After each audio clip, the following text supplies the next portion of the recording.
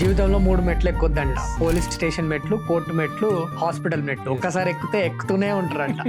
Unfortunately good or bad it is true. చాలా మంది lawyers కూడా క్లయింట్ ఇట్లా ఫస్ట్ భయపెట్టిచ్చేస్తారు.